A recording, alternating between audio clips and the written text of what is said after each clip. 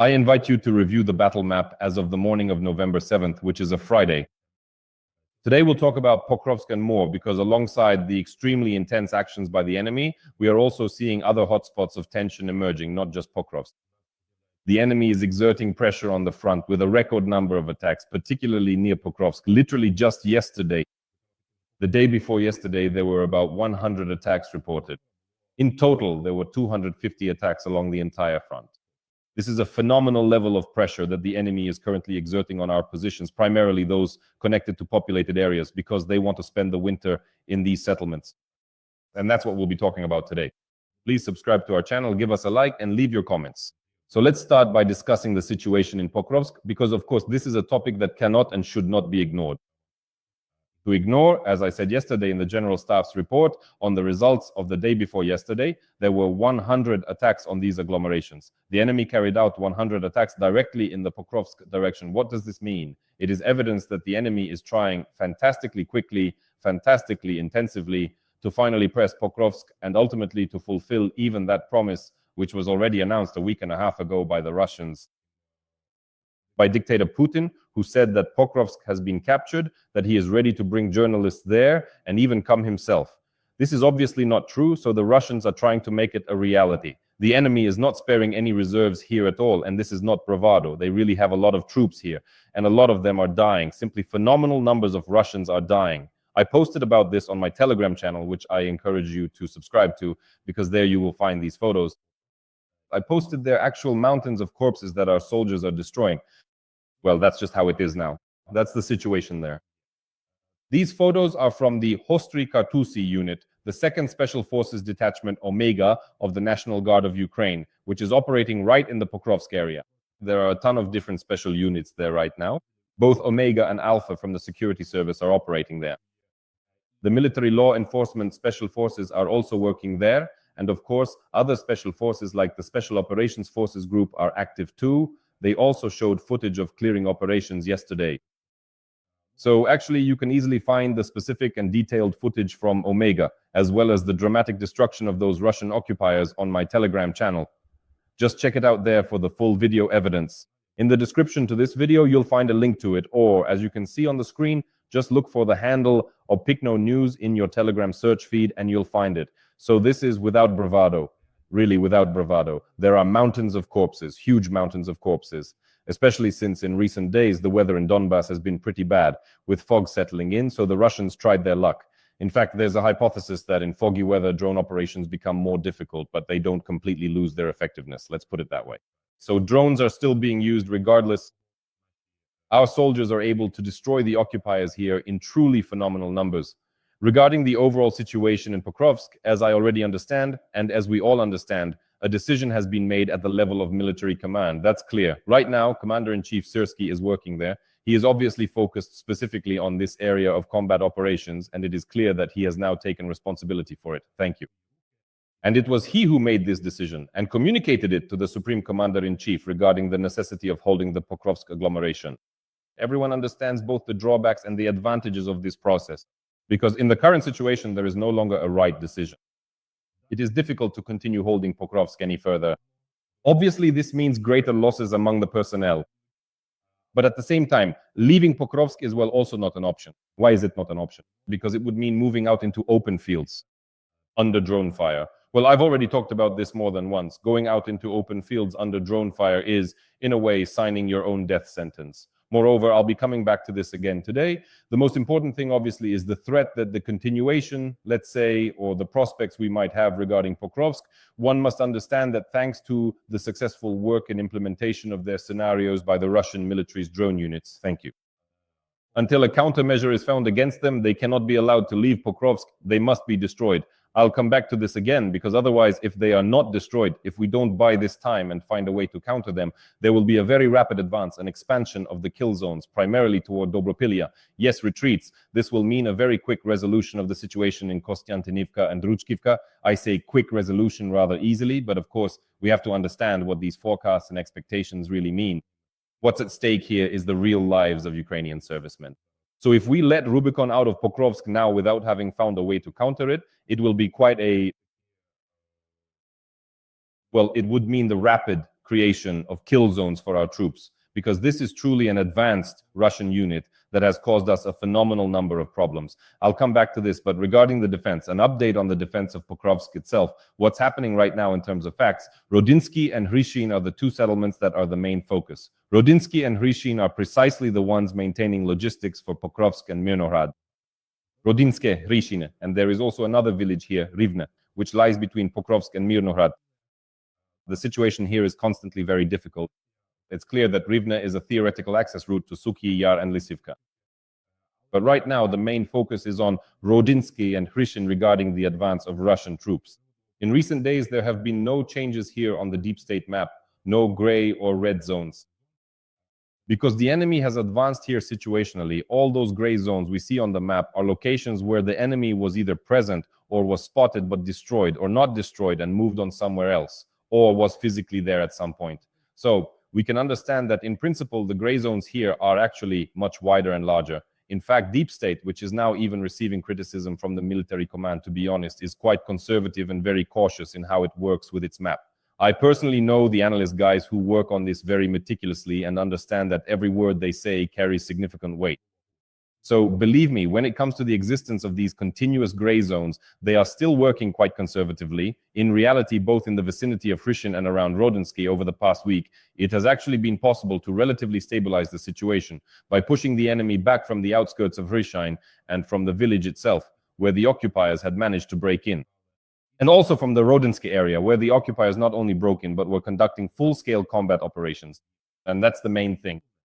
These two flanks, because obviously this gives us the opportunity to avoid encirclement, which is what the Russians are dreaming of, and to maintain these logistical routes. That's the first thing. Of course, we have positions in Pokrovsk that are cut off from opportunities.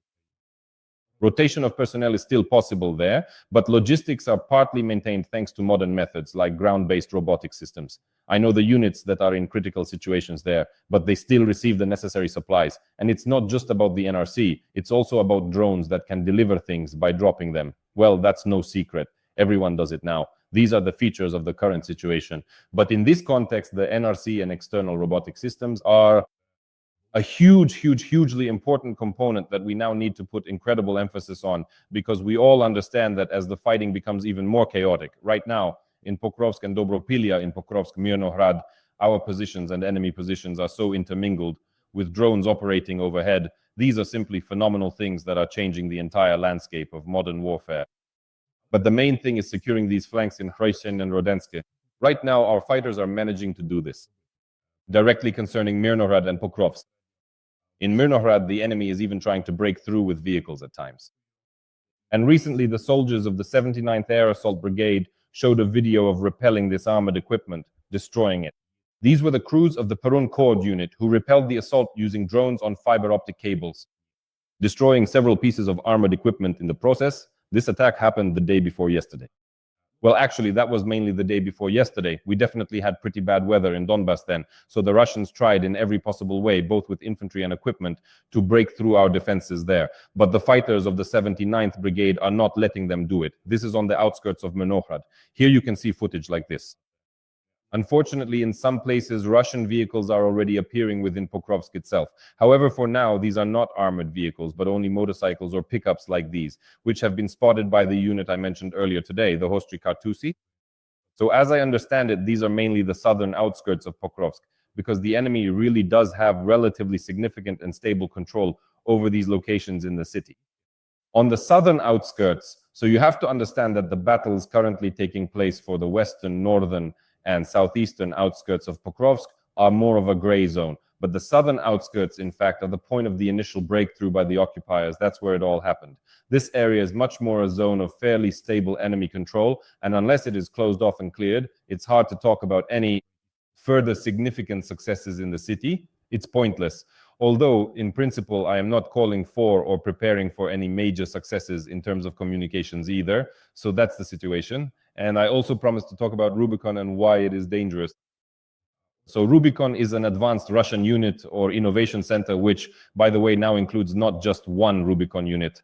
There are about 10 different entities with various Rubicon names. Basically, these are units, special units, that operate under the Rubicon umbrella, and there are already about 10 of them. So what is their specialty? What makes them dangerous in Pokrovsk? And why do I say that letting them out of Pokrovsk is quite a risk for further pressure from the enemy? And it's not that we have no way to counter this pressure. We can look for ways to counter them, but we need to find an effective response. Dobropillia, Kostiantynivka, and Druzhkivka, in the event of a rapid breakthrough from Pokrovsk and Mirnohrad, could, to put it mildly, suffer quite seriously due to the influence of the Rubicon.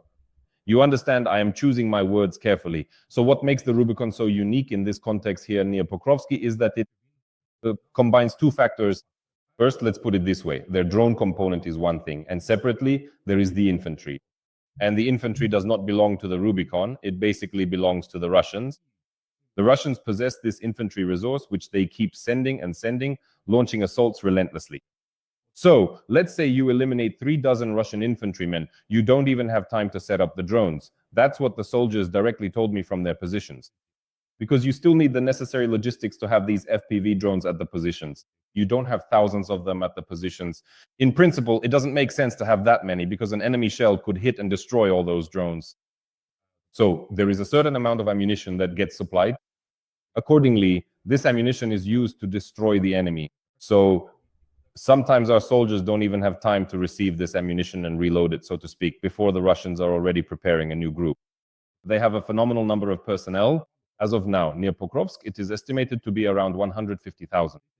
The president recently mentioned 170,000, but now it's a bit less. According to intelligence data, the numbers have dropped to 150,000 personnel. This is a huge number, which allows them to constantly maintain this steady pace of infantry assaults. And in parallel with this infantry, which exhausts and ties up our forces in battles, our BPOL operators are working on the front line, and Rubicon is at work there. The uniqueness of Rubicon in Pokrovsk lies in the fact that it has combined and, so to speak, absorbed a lot of different important technologies for the current front. In addition to a large number of drones and their wide availability in Rubicon's hands, and the great variety of these drones, they have also combined, specifically in Pokrovsk, the so-called small EW systems. Oh, not small EW, but small radars. These are the so-called trench radars, as some call them. Well, let's just say small radars, meaning small radar stations, mostly of Chinese origin, which make it possible to detect our various types of drones, from wings to bombers. And these are quite large birds in the sky that can be detected. And as I always say, detection is already half the battle. So small radars, various sensors combined together, various electronic warfare systems, various electronic intelligence systems, and means of electronic reconnaissance. All of this is in the hands of one such large special unit which creates this threat for us. And even small air defense systems that allow them to shoot down our guided bombs, cruise missiles, or whatever else. They have combined all of this in a single location. And from this location, they are basically punching a breach in the wall through which this relentless number of infantry keeps breaking through, seeping in, infiltrating as deeply as possible, even without revealing themselves. This is the scenario they proposed at Pokrovsk, and against all these mechanisms, against all these actions, we have to counteract. As of today, obviously.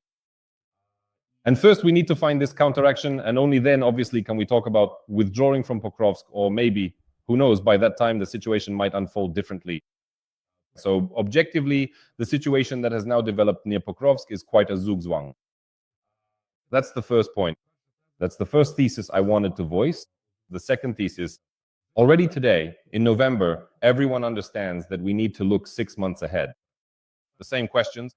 And what will happen, God forbid, if such a Rubicon, which is now causing us trouble near Pokrovsk, which led to our withdrawal from Koshchina and Sudza, there have already been 2 episodes of such Rubicon-like advantages in 2025. What if such a Rubicon spreads along the entire front line?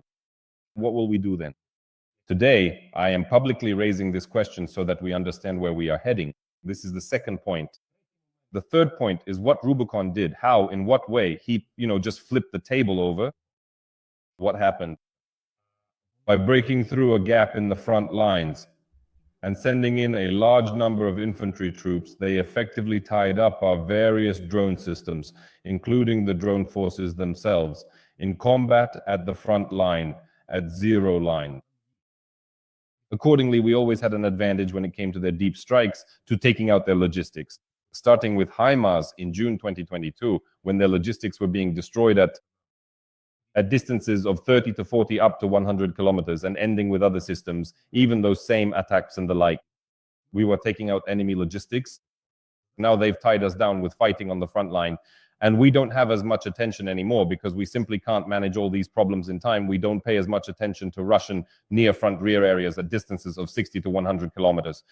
In this context, mid-strikes are of phenomenally important significance. What are mid-strikes?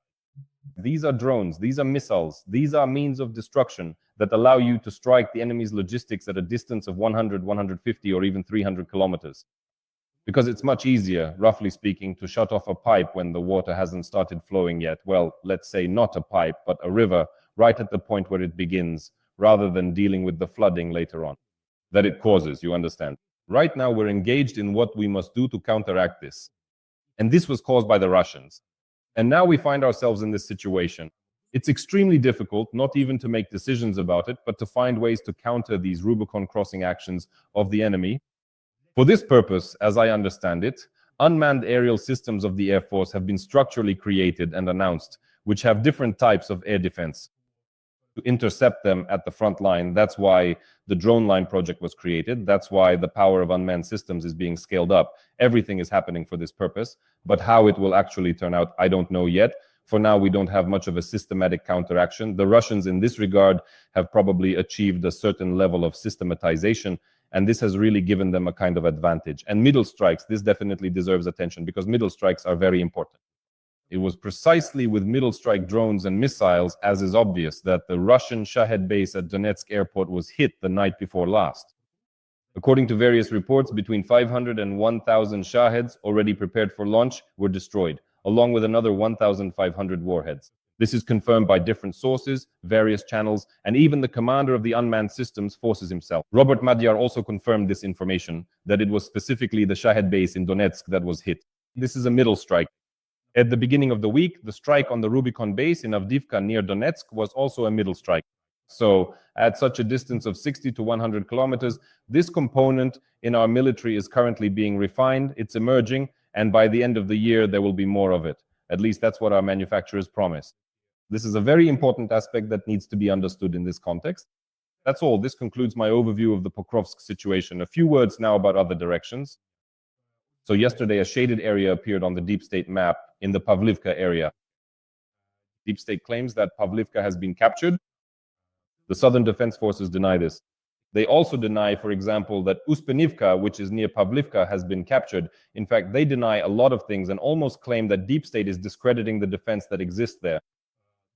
Look, I don't have the exact situation, to be honest. I don't know the exact situation here, so I'm not ready to get into this discussion. But undoubtedly, we need to understand that DeepState very often outlines the trends, negative trends that exist for us in various directions. The fact that the trend in Dnipropetrovsk region, at the junction of Donetsk, Dnipropetrovsk, and Zaporizhzhia regions, is not a good one. I think everyone understands that perfectly well. Besides that, these advances across the Yanchel River have long been seen as a way to get behind the lines near Hulyapol in Zaporizhzhia. And unfortunately, this trend continues to be observed now. Therefore, while our attention is diverted, or rather, while our main focus is on Pokrovsk, the Russians can very well take advantage of other areas to influence our sections of the front. For example, as they are doing in Kostiantynivka, in Lyman, and in Constantia in particular. Right now, it's very clear here that the enemy is trying to move in along the railway line from Alexandra Shultuni, trying to enter Kostiantynivka from the southeast. They are carrying out such maneuvers. But overall, the areas around Kostiantynivka and around Lyman are a continuous kill zone, and movement between positions is what we're talking about here. We have our positions, and we all understand that it's not a solid line of positions. They are first, second, third, with some space between them. We don't have the ability to cover the entire line with infantry, and it wouldn't make sense. The Russians infiltrate these positions, and here, once again, our drones play a crucial role. How they track them, how they detect them, how they destroy them. Of course, if there's a large enemy assault and a lot of the infantry, these drones simply can't destroy all of them. And some individual occupiers will break through to the location, as has already happened. They're talking about Valis. And both near Kostiantynivka and near Lyman on the eastern outskirts, they were destroyed. So this multi-layered system, it very likely plays an important role. The systematic construction of our defense, particularly in unmanned systems, is extremely important for all future scenarios in the Kostiantynivka, Siversk, and Lyman directions. And I also want to talk about Stepnohursk, because here something appeared. On the updated DeepState maps, the territory is shaded. There is more understanding regarding Stepnohursk here, so thank you. The Russians, in fact, have been appearing for quite some time now in the southern outskirts of Primorske, and from there they are actually exerting their pressure on the right flank of Stepnohirsk's defense. What should we understand about this direction? Obviously, there's no need to talk about the Russians being 100% or 1000% entrenched in Primorske, let alone in Stepnohirsk. Their movement here is extremely difficult. In some places, they crawl only 300 to 500 meters over the course of a week. Using thermal cloaks, which is now a trend in all directions, and at night using anti-drone cloaks, they move, but they are detected and destroyed. Objectively, they are detected and destroyed. If 10% of them reach some final points, that's actually considered a success for the occupiers. Right now, in the vicinity of Stepnohirsk, including our assault troops working here, they are essentially operating in a free hunting mode. It's the same kind of mode as in Pokrovsk, Yakupinsk. What does free hunting mean? It's when the 425th Separate Assault Battalion Skelia in Pokrovsk hangs a flag in the city center, even though these are supposedly areas controlled by the enemy. So these are such free hunts, safaris that are happening here, and the same thing is happening to the enemy as well. It's not to say that this is a critical situation, but it is definitely pressure on our defense, which exists in many similar sections of the front. This is Stepnohirsk, Malishchebaki, Lyman, Kostiantynivka, Siversk. Well, I'm not even mentioning Pokrovsk, Mirnohrad, and of course, friends, that's how things are. Thank you for your attention. Take care of yourselves. All the best. Leave a like, write comments, subscribe to us, and stay healthy. With that, today I'm wrapping up the review of the battle map.